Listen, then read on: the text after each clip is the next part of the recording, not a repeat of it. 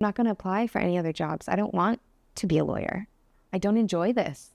I don't know what I want to do next, but I know I don't want to do that. And I'm 24 years old and I'm going to come to Bali and try to figure it out. I think I knew I was young enough to sort of, I mean, everybody's young enough to try again forever and ever. I will insist on that. But at the time it was, I think I had a good perspective on like, I have time to figure it out. So you were 25 at that point? Yes, I think so. 25, 26. So the thing I like about the next thing we're going to be talking about is what you're doing now, because you do travel around a lot, which is really cool. But also the business that you've built. Now, everyone who knows me knows that I dislike the life coaching community because everyone, 99% of them, have never actually been in a high-paying job or a business scenario before, never built their business, and they've just bought a course so that they can go sell a course and build their own course to go sell a course to someone else who wants to buy that course, right?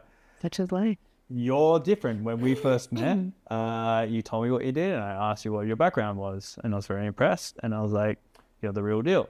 So coming into and seeing all of that, how did you get into what you're doing now? Like, because there's a lot of like online, businesses and digital nomads and stuff like that. But when you made the decision to come to Bali, where did you sort of find your niche and like, what did you want to do and go, hey, I can make this into a business? Yeah. So my niche was, I knew I wanted to travel. I didn't know how to use a camera. Like I'd never used a proper camera before, but I bought one before I came to Bali and I had to keep running out with my visa. So I was traveling a lot from Bali and I didn't know anybody.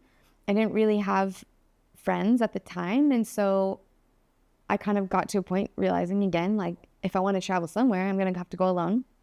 And I'd gotten used to that since I was young and knew that if I wanted to go somewhere, I'd probably just have to go alone.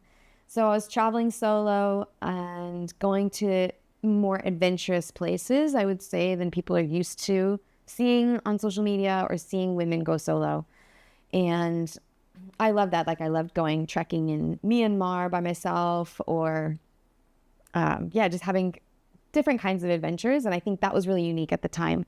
Now, obviously, there's tons of travel creators on social media, so it's harder to grow. But at the time, I think that was quite unique. My account grew a lot. I was meeting a lot of other creatives here and also had done a couple trips with them. So that kind of collaboration also blew my Instagram up. So yes, in the beginning, okay, Instagram wasn't the way it is, but like what were you posting? What was the type of creativity that you were doing that was gaining this traction and your brand was growing?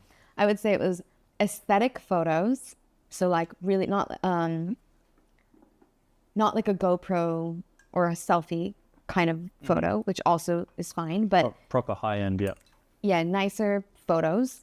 Of yourself? Of myself. How do you do that if you're tripod? You just get over yourself and you set up the tripod and you freaking do it and it's great.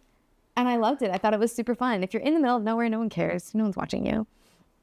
But so I would share these photos of me in destinations around the world that people weren't used to seeing and definitely weren't used to seeing women in, especially solo.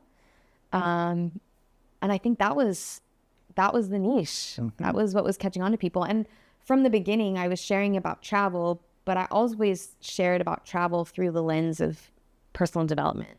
Like travel not being a means to an end, but travel as a means to grow yourself and challenge yourself and expand yourself and learn about yourself and connect with other people and face challenges. So I think those stories always resonated with people.